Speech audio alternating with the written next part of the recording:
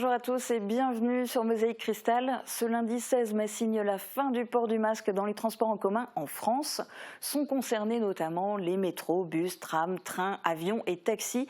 Mais attention, nous vivons dans une zone frontalière. Le masque reste obligatoire dans les transports en commun en Sarre. Concernant l'actualité locale, voici les titres en images. Jean-Marc Schwartz jette l'éponge. Le premier adjoint au maire de Sarreguemines et vice-président de la Casques avait tenté en vain d'obtenir l'investiture des Républicains. Il ne sera finalement pas candidat aux prochaines élections législatives. Premières portes ouvertes au centre de réadaptation de Sarreguemines-le-Aubergue. Une opération séduction pour attirer du personnel soignant. Pour développer sa capacité en hospitalisation de jour, le Aubergue veut recruter des professionnels, notamment ergothérapeutes, orthodontistes et neuropsychologues. Les collégiens à l'honneur au site verrier de Meisenthal à l'occasion de la Nuit européenne des musées. Les œuvres en pâte de verre des 6e de Lemberg étaient intégrées au parcours de visite. 655 cyclistes sur la ligne de départ pour la Sarregueminoise. 3 circuits sur route et 2 parcours VTT étaient proposés par le cycloclub de Sarreguemines. 28 à 80 km à pédaler sous un soleil radieux. Une dernière victoire à domicile pour clôturer une belle saison. Les Loups Alpha, équipe 1 de l'Asso Basket, ont terminé les playoffs en se classant premier du championnat ex-aequo avec Nilvange. Mais a priori, ce ne sera pas suffisant pour accéder à la division supérieure. Des événements pour célébrer le 150e anniversaire du club vosgien. À Sourtes, le club vosgien a opté pour un festival de marche nordique. L'occasion de découvrir aussi le Nordic Fit. C'est le rendez-vous des passionnés d'automobile dans le Pays de Beach. Le Chrono Motor Show a attiré les foules à Rohrbach pour sa 13e édition organisée par la Chrono Racing Team. Dans cette émission, on parlera aussi de lunettes éthiques et éco-responsables. Et oui, ça existe et c'est notre invité du jour qui vous l'expliquera. Philippe Schott, bonjour. Bonjour Julia. Et merci de participer à cette émission. On s'intéressera aussi à un tout autre type de lunettes, les casques de réalité virtuelle. Ils permettent une immersion totale dans les jeux vidéo, démonstrations et témoignages de gamers dans cette émission. On s'intéresse d'abord à la politique. Partira, partira pas, et bien finalement partira pas. La mort dans l'âme, Jean-Marc Schwartz, premier adjoint au maire de Sarreguemines et vice-président de la Casques, a décidé de ne pas se présenter aux prochaines élections législatives. Il a indiqué à Guillaume Dumonteil les raisons de son choix. Avez-vous pris une décision concernant les prochaines élections législatives? Allez-vous vous présenter? Alors effectivement, ça fait depuis quelques mois, voire notamment ces dernières semaines, où j'étais en pleine réflexion par rapport à une candidature aux élections législatives. Je ne cache pas que je souhaitais effectivement le faire, mais le contexte actuel aujourd'hui me fait croire qu'il ne faut pas y aller, et donc je ne serai pas candidat aux élections législatives. Quels sont les éléments qui auront fait pencher votre décision? Alors, au départ, j'avais émis 2 conditions. La première, c'était qu'éventuellement Marine Le Pen soit élue présidente de la République, ce qui n'a pas été le cas. Mais le deuxième élément, c'était effectivement le vote Front National sur la 5e circonscription de Moselle, donc sur notre territoire. Il s'avère qu'en fait, on est à 57% de vote Front National sur la circo. Voilà, dans ces conditions-là, je ne souhaite pas non plus apporter, une candidature de trop au niveau des partis dits républicains et qui pourrait faire effectivement l'avantage, qui donnait un avantage aux partis de l'extrême. Et donc c'est pour cette raison que je ne souhaite pas postuler. Avez-vous l'intention de soutenir un candidat ou une candidate? Alors, moi je n'ai pas à soutenir un candidat ou une candidate. Il faudra poser la question au maire de Sarreguemines qui lui éventuellement pourra peut-être donner un soutien à l'un ou à l'autre. Moi je rentre aujourd'hui, je suis un adjoint de l'équipe municipale, donc moi je me conformerai à l'avis et à la décision qui sera prise par le maire. Donc moi aujourd'hui je n'ai pas de soutien à apporter ni à l'un ni à l'autre, si ce n'est que je peux simplement dire que nous soutiendrons, et ça je le peux dire officiellement, nous soutiendrons les candidats qui sont des candidats qui ne sont pas des candidats de l'extrême. Plusieurs candidats ont décidé de se présenter aux élections législatives. La députée sortante Nicole Triss briguera un second mandat avec le parti Renaissance. Vincent Seltlinger sera le candidat du parti Les Républicains. Sabrine Cellini sera en lice sous l'étiquette Reconquête. Marie-Claude Voinson sera la candidate du Rassemblement national. Caroline Racine représentera la Nouvelle Union populaire écologique et sociale. Enfin, François Bourbeau partira sans étiquette. D'autres candidats peuvent encore se rajouter. La date limite pour faire acte de candidature est le 20 mai. Une première dans le domaine de la santé. Samedi, le centre de réadaptation Le Auberg à Sarreguemines a organisé des portes ouvertes. Le but n'était pas uniquement la visite des lieux, mais aussi une opération séduction pour recruter du personnel. Le Auberg souhaite étoffer son effectif dans le cadre d'un nouveau projet. Explication dans ce reportage de Christelle Reviaco. C'est la première fois que le centre de médecine physique et de réadaptation Le Auberg à Sarreguemines organise une journée porte ouverte sous le signe du recrutement. Le but, se faire connaître et embaucher de nouvelles personnes. Alors c'est dans le cadre d'extensions d'activités qui sont déjà présentes ici et sur lesquelles on voudrait augmenter un peu le niveau d'activité, et pour cela on a besoin de professionnels pour prendre en charge les enfants et les adultes. Le projet est de développer leur capacité en hospitalisation de jour. Le Auberg souhaite ouvrir plus de salles pour accueillir les patients. Actuellement, 165 personnes travaillent au sein de l'établissement. Ils sont à la recherche d'ergothérapeutes, d'orthodontistes ou encore de neuropsychologues, des corps de métier peu attirés par les petites villes comme Sarreguemines. On sait qu'on a des professionnels qui sont difficiles à atteindre parce qu'il y a peu d'écoles en France. Les jeunes professionnels préfèrent aller dans les grands centres urbains et donc voilà, il nous faut un peu savoir se vendre et se présenter en tout cas pour pouvoir les attirer à nous. 17 personnes étaient inscrites pour le job dating, mais beaucoup de curieux sont venus se présenter spontanément, comme Amélie, aide-soignante depuis 1 an et demi. On peut trouver quand même assez facilement du travail, mais c'est en priorité dans les EHPAD. Et comme je viens d'un EHPAD, je veux découvrir un peu d'autres domaines. Les chercheurs d'emploi ont pu visiter le Auberg pour découvrir les nombreuses installations mises à disposition pour la rééducation. Une visite suivie par un job dating. Les recrutements seront officiellement ouverts d'ici la fin de l'année. 62 000 €, c'est la somme récoltée lors de la 14e édition d'Une rose, un espoir sur le secteur de Sarralbe. Après 2 années blanches, les motards ont fait leur retour sur les routes. Il y a 3 semaines, plus de 120 équipages ont sillonné les communes pour vendre leurs roses afin de récolter des dons pour la Ligue contre le cancer. La remise du chèque s'est déroulée vendredi soir sur le parvis de la mairie de Sarralbe. Les Mosellans sont les donateurs principaux dans cette action, à hauteur d'environ 45% des sommes récoltées au niveau national lors de l'opération Une rose, un espoir. À l'occasion de la Nuit européenne des musées, le site verrier de Meisenthal a ouvert gratuitement ses portes aux visiteurs. Entre le CIAV et le musée du Verre, le public a pu découvrir ou redécouvrir le site avec une nouveauté, l'exposition d'œuvres en pâte de verre réalisées par les élèves de 6e du collège La Paraison de Lemberg. Un projet et un partenariat soutenu par la DRAC Grand Est et l'Éducation nationale. David Orès vous en dit plus. Samedi soir, c'était la nuit européenne des musées. De 18h à 22h, le site verrier de Meisenthal a ouvert gratuitement ses portes aux visiteurs. Exposition, soufflage de verre, le public en a profité pour parcourir l'ensemble du site. Un parcours qui mène jusqu'à 7 expositions, des œuvres en pâte de verre réalisées par des élèves de 6e. On a voulu rendre hommage aux élèves qui se sont beaucoup investis tout au long de l'année, les élèves de 6e du collège de Lemberg, du collège de la Paraison, qui ont fait un très joli travail avec une artiste qui s'appelle Mathilde Caillou et qui a travaillé avec eux à la réalisation de pâtes de verre en s'inspirant d'un vase du musée qui s'appelle Paysage de Paul Nicolas. Une expérience unique pour les élèves. Marie nous explique les étapes de réalisation de cette pâte de verre. On a d'abord dessiné un croquis pour voir ce qu'on va faire. On avait un moule, donc du plâtre. On a donc fait du relief dans le plâtre, donc des traces. Et donc après on a mis des morceaux de verre de couleur. On l'a mis à fondre dans un four très chaud. Et voilà le résultat. Baptême du feu, sablage, démoulage, les élèves ont expérimenté différentes techniques et réalisé plusieurs pièces en verre. En tant que partenaire régulier du site verrier, le collège La Paraison de Lemberg souhaite mettre en avant les artistes et les savoir-faire locaux. On aimerait également mettre en évidence la relation entre la nature et les ressources naturelles qui ont permis le développement des arts verriers dans la région.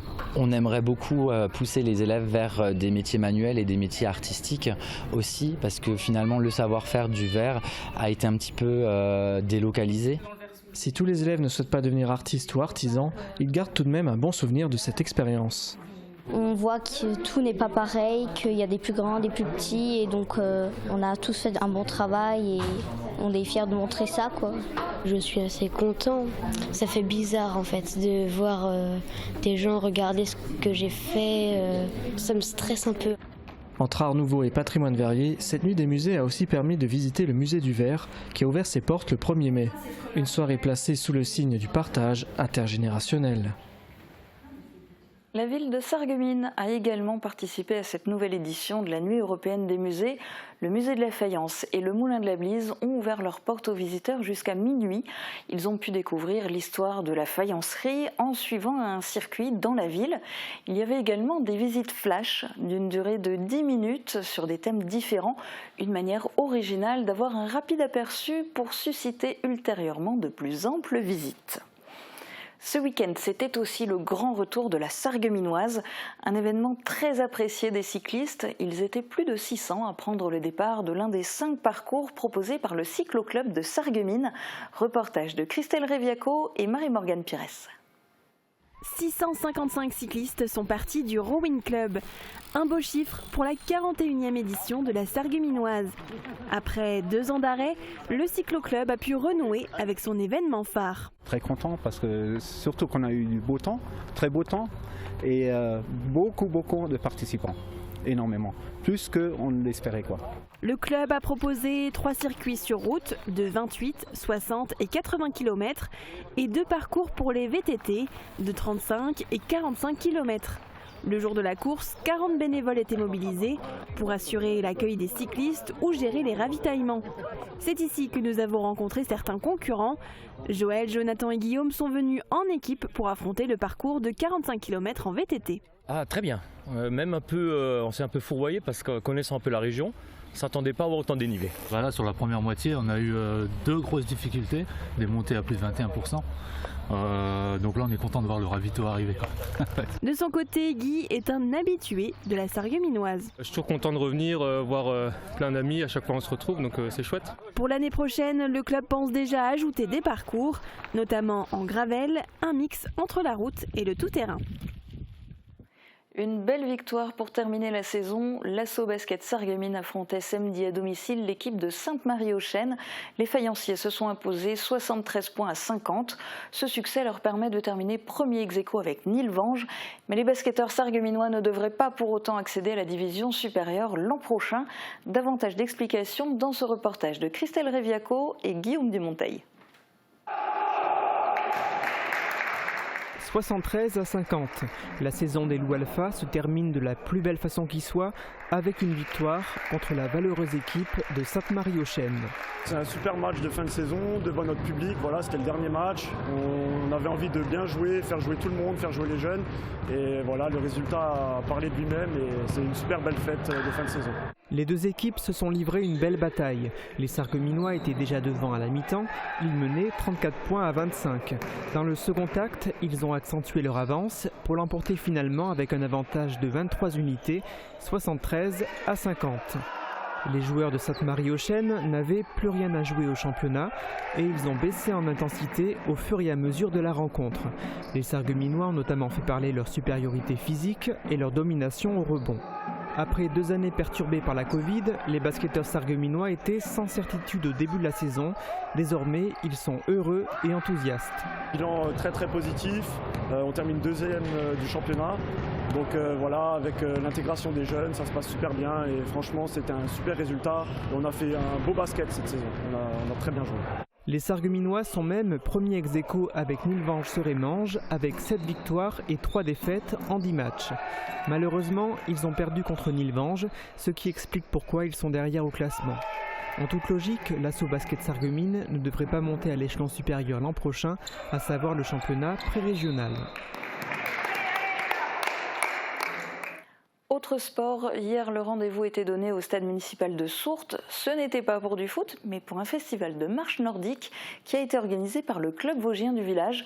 Un événement qui s'inscrit dans le cadre du 150aire de la fédération du club vosgien. Plusieurs ateliers étaient au programme de la journée. L'objectif, développer et démocratiser la pratique de la marche nordique. David Orès y était pour nous. La fédération du club vosgien fête son 150e anniversaire. À cette occasion, chaque club vosgien organise un événement durant l'année. À Sourtes, c'est un festival de marche nordique qui s'est tenu dimanche. Au programme des stands, de la marche zen, des balades à poney et bien sûr de l'initiation et du perfectionnement à la marche nordique. Plusieurs clubs vosgiens ont fait le déplacement. J'ai envoyé des invitations à tous nos amis clubs vosgiens aux alentours de Sourtes. Donc c'est vrai que certains ne pratiquent pas la marche nordique et ça leur permet de connaître cette façon de marcher pour leur propre club. Ils sont venus de Lemberg, Beach, mais aussi d'Obernai et de Vaslon. Parmi eux, il y a Dominique qui a suivi une formation d'instructeur de marche nordique. C'est une marche qui a pour but de se propulser avec les bras. C'est un peu à l'image du skieur de fond, le pas alternatif. On se propulse avec les bras pour avancer. Il y a un geste à apprendre pour marcher correctement et le plus efficacement possible. Le club vosgien de Sourtes en pratique régulièrement. Le terrain des Vosges du Nord est très adapté à ce type de marche. Le bâton s'y prête bien parce que voilà, la forêt est sablonneuse, c'est du grès. Voilà. Donc on pousse bien. On fait marcher tous les muscles du haut du corps. C'est un bienfait au niveau du système cardiovasculaire, etc. Si le mouvement est bien effectué, on soulage les articulations du bas du corps de 30%. Selon le rythme adopté, la marche nordique est accessible à tous. Pendant que certains marchent, d'autres s'entraînent à vive allure et pratiquent le Nordic Fit, un mélange de marche et de fitness. Plus de doute possible, la marche est un sport. C'est un rendez-vous attendu par tous les passionnés d'automobile et pas seulement ceux du Beacherland. Hier, le Chrono Motors Show s'est tenu à Rohrbach-les Beach, un salon automoto qui réunit plusieurs générations et types de véhicules. Scooters, voitures des années 80, voitures de sport, tant qu'il y a un moteur, les véhicules sont les bienvenus au salon. Reportage de David Orès. Bienvenue à la 13e édition du Chrono Motors Show, le salon automoto du Beacherland. Cette année, le salon organisé par le Chrono Racing Team se tient sur le parking du Super U à Rohrbach-les Beach. Né en 2008, l'association regroupe une bande de copains férus d'automobile. Leur objectif, emmener leur voiture sur circuit. Pour que ce soit plus accessible financièrement, ils se regroupent et créent une association, puis organisent chaque année ce salon. Pour faire partager la passion à nos amis, à notre famille, c'était le seul moment où ils nous voyaient vraiment de visu, donc on a créé cette expo et en fait elle a pris de l'ampleur et je pense que dans le Beacherland aujourd'hui c'est devenu un incontournable pour les amoureux des voitures. Un rendez-vous attendu puisque dès l'ouverture à 10h, le monde afflue. Le Chrono Motors Show est l'un des rares événements ayant été maintenu durant la crise sanitaire, une rencontre entre passionnés et professionnels de l'automobile. On a essayé de monter un salon de la voiture d'occasion. Voilà, pour tout vous avouer, ça n'a pas vraiment bien pris. Bon, il y en a une dizaine, une vingtaine. Mais aujourd'hui, avec la nouvelle mode des young timers, donc il y a de plus en plus de gens qui se mettent à collectionner les voitures des années 80. Et en fait, je pense que là, il va y avoir vraiment beaucoup de monde sur ce créneau-là. Old-timer, young-timer, voiture de sport, le salon présente quelques pépites. Avec une météo idéale, au moins 1000 personnes sont attendues sur la journée. On va essayer maintenant d'y voir plus clair côté lunettes avec l'invité du jour.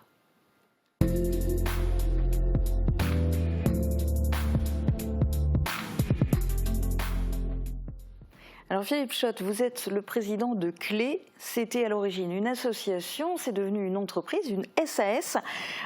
Concrètement, c'est quoi Clé ? Clé est un regroupement de professionnels optiques qui militent pour la vérité sur la provenance des produits. Alors, quel type de professionnels, par exemple, combien et qui viennent d'où ? Alors, Clé est composé dans son comité directeur de verriers, donc fabricants de verres, de fabricants de montures et notamment de créateurs de montures indépendants et d'opticiens pour permettre effectivement de faire un référencement de tous ces fournisseurs qui soient donc tous les acteurs de l'optique pour ce fameux label Clé. Donc des lunettes en toute transparence, votre leitmotiv c'est la vérité et la transparence. Mais je me demande, parce qu'en France il existe aussi alors, un label qui s'appelle Optic for Good. C'est quoi? C'est concurrent? Quelle est la différence avec vous? Alors, ce ne sont pas des concurrents et en fait on a une grosse différence puisque dans notre label, tous les acteurs de l'optique sont représentés, donc tous les fournisseurs et jusqu'à la distribution, donc les opticiens. Et donc on essaye de maîtriser de A à Z la provenance et d'être très transparent sur justement le type de matériaux qu'on utilise. Aujourd'hui, tout vient un petit peu de l'étranger, malheureusement, au niveau matières premières. Donc le Made in France est assez compliqué, mais qu'ils viennent de France, d'Italie ou de Chine, il faut pouvoir le dire. Alors, Clé, c'est le cercle des lunettes éthiques. En quoi des lunettes sont-elles ou non éthiques ?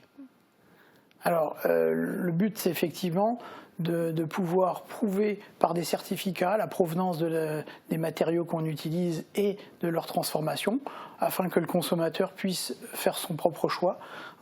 Donc, aujourd'hui, les professionnels qui sont en bout de chaîne, notamment les opticiens, lorsqu'ils seront référencés par le label clé, auront des obligations d'avoir une salle d'examen de vue, d'avoir un atelier de montage sur place pour réduire les coûts inhérents au transport justement des matières premières et puis des verres et des montures. Et donc on a aussi, le but c'est d'être plus éco-responsable, notamment dans la fabrication des lunettes, dans le taillage du verre au niveau de l'opticien, de pouvoir retraiter les déchets et d'essayer d'avoir un impact le moins négatif possible sur la planète. Alors vous avez beaucoup évoqué la provenance et cette volonté de traçabilité, de vraiment expliquer aux clients d'où viennent les lunettes. Mais est-ce que dans l'univers des lunettes, on arrive à avoir aussi un peu quelque part du circuit court? Est-ce qu'on serait en mesure de faire du 100% made in France, je ne sais pas, quitte à importer des matières premières? Donc alors 100% Made in France, c'est plutôt Origine France Garantie qui aujourd'hui est un circuit plus sûr, mais la matière première, dans tous les cas, est un petit peu européenne, voire mondiale, puisque les lunettes en plastique, par exemple, il n'y a qu'un Italien et un Japonais qui fabriquent de l'acétate, donc c'est un petit peu compliqué, mais la plus grande partie de la transformation peut se faire effectivement en France, en Allemagne, en Italie, qui sont des pays où il y a encore de l'industrie de la lunette qui est assez implantée. Mais le Made in France en totalité représente peut-être 10 à 15% du marché maximum. Et c'est aussi avec des coûts nettement plus élevés puisque la France n'est pas bien placée dans ce domaine-là. Alors votre but c'est d'être transparent par rapport à tout ça, mais est-ce que les clients ils sont sensibles, est-ce qu'ils sont demandeurs, alors que ce soit par rapport à tout ce qui est de la provenance des lunettes, des différentes étapes qu'elles ont pu subir, mais aussi par rapport à cette notion d'éco-responsabilité, est-ce que les clients sont sensibles à ces causes? L'éco-responsabilité effectivement est une situation qu'on retrouve effectivement beaucoup dans les demandes des consommateurs, notamment on essaie de retraiter les déchets par exemple d'usinage des verres, on va faire de la signature électronique pour éviter de faire des devis papier et tout numériser, envoyer l'ensemble des données par mail par exemple. Après la provenance du produit, les gens veulent quand même savoir d'où viennent leurs lunettes et c'est sûr qu'à partir du moment où le label clé nous certifie que la charnière est fabriquée en Allemagne, que la matière provient d'Italie et que tout est transformé en France, on a vraiment une certitude sur la provenance de ces produits et dans ce cas-là, on espère avoir fait un bon achat avec un circuit court d'approvisionnement. Alors Clé, forcément, ça a vocation à se développer, pas seulement en France. A priori, vous le voyez comment, l'avenir de Clé? Quel est votre rêve? Le but, c'est effectivement aujourd'hui de fédérer le maximum d'opticiens, puisque pour devenir référent Clé, il faut être indépendant. Il y en a encore 5000 en France. Donc, pour le moment, nous sommes qu'une vingtaine de passionnés et on aimerait faire partager effectivement à d'autres professionnels cette possibilité-là. Et notre site qui est dédié aux consommateurs sera mis en ligne cet été. Pour le moment, nous n'avons qu'un site qui permet d'informer les professionnels, mais le site en direction du consommateur sera opérationnel d'ici l'été. Pour la transparence aussi sur le net.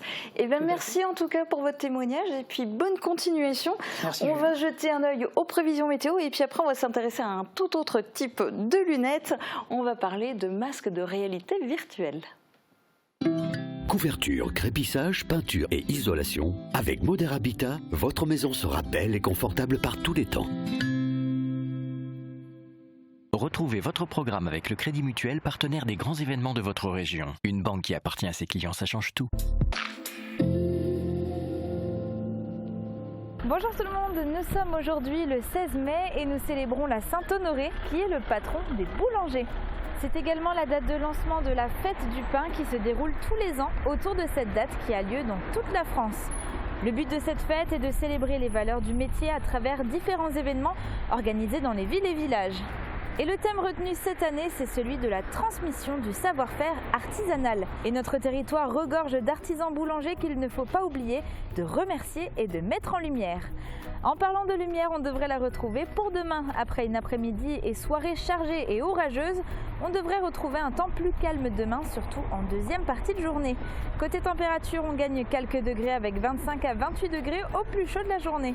Demain, pensez à souhaiter une bonne fête au Pascal et il fera jour de 5h49 à 21h13. Passez tous encore une agréable journée et à demain. C'était votre programme avec le Crédit Mutuel, partenaire des grands événements de votre région. Une banque qui appartient à ses clients, ça change tout. Envie de vacances au cœur de la nature? Bientôt au camping d'Aspelshit. Venez séjourner dans les nouveaux cottages modernes et élégants imaginés par Our Corporate. Ressourcez-vous dans un cadre vivifiant, juste en face de l'étang. Chaque chalet possède une terrasse panoramique, un bain finlandais et un espace sauna et barbecue. Réservez votre séjour dès maintenant en appelant le 03 87 96 53 91. Vous êtes à Sarreguemines, faites d'une pierre deux coups et profitez-en pour faire vos courses hebdomadaires. Un parking au frais et au sec gratuit, un caddie, l'ascenseur et vous voilà déjà dans un superbe magasin Leclerc. En dehors des grands classiques, l'offre en produits frais, viande, poissonnerie, fruits, légumes et pâtisseries est carrément exceptionnelle. Leclerc au Carré Louvain de Sarreguemines, l'essayer, c'est l'adopter. Un apprenti, pourquoi faire ? Un apprenti, ça permet tout d'abord d'avoir quelqu'un qui a des connaissances nouvelles et ça permet ensuite pour l'entreprise de pouvoir former cette personne à notre culture, à nos installations, dans le but de pouvoir le garder à l'issue de sa période d'apprentissage. L'apprentissage, la voie de l'excellence avec l'UFA Michel Roth. Je peux enfin profiter de la piscine. Suite à une intervention chirurgicale, nous pouvons vous fabriquer des embouts sur mesure étanches pour éviter l'insertion d'eau dans le conduit auditif. Et quand je bricole, comment me protéger? Il existe aussi toutes sortes de protections sur mesure adaptées à chacune de vos activités. Nous choisissons ensemble le filtre atténuateur qui vous convient. Et pour la moto? Et la musique alors? Quelle que soit votre activité, il est important de protéger son audition.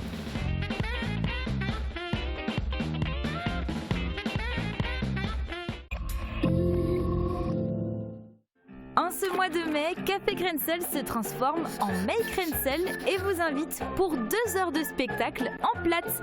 Pour ce numéro très spécial rythmé par de l'humour et de la musique, Suzanne et Sébastien seront sur la scène du Casino de Sarreguemines en compagnie de leurs invités Martine et Bertrand, mais également Joachim Veillant, Elvis Tangel et Ornicar. Pour ne rien manquer de ce Make Grain-Sel, rendez-vous dimanche 22 mai à 14h30 au Casino de Sarreguemines. À présent, on s'intéresse aux nouvelles technologies dans le monde merveilleux de la réalité virtuelle. Depuis quelques années, les casques de réalité virtuelle s'invitent dans les foyers à des fins ludiques, mais on les retrouve également dans d'autres lieux. Morane Grandcola vous invite à une balade virtuelle dans le monde des gamers.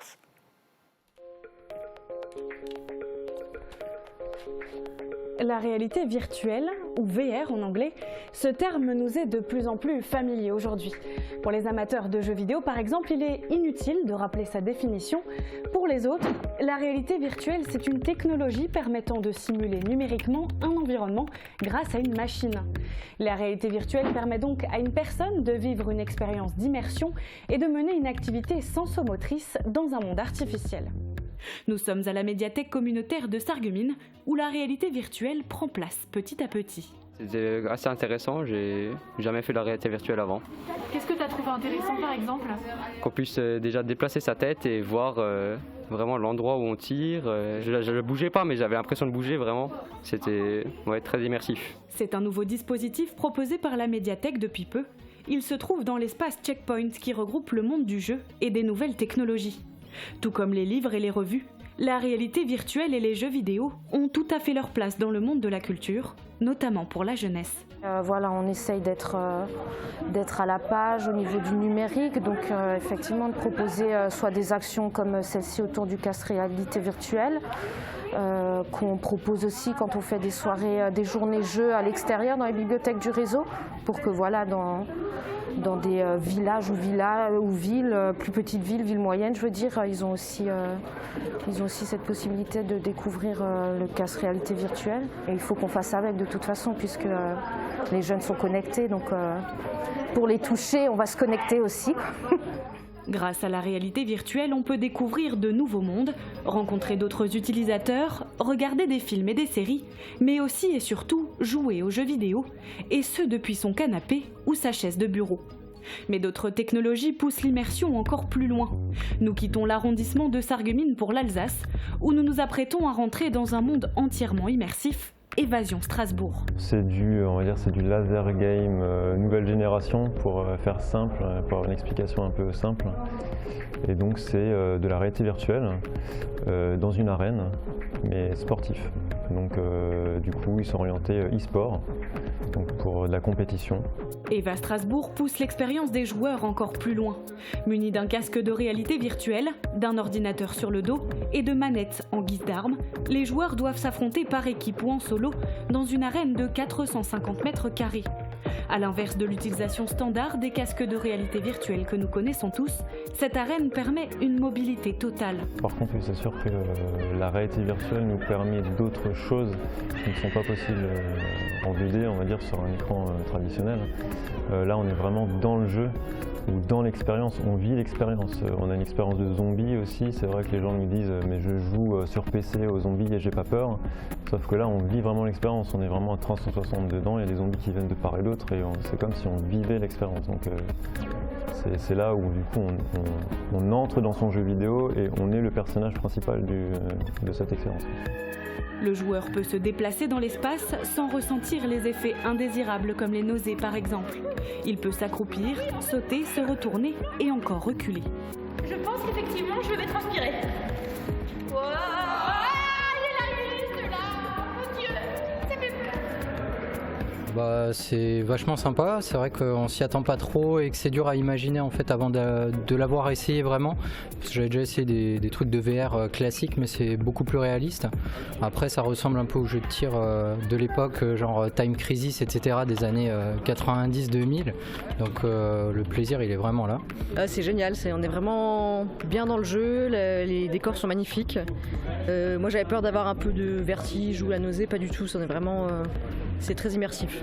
L'immersion, la clé de voûte qui rend l'expérience encore plus réelle dans un monde virtuel. Retour à la vie réelle et c'est la fin de cette émission. Je vous souhaite une très bonne journée sur Mosaïque Cristal.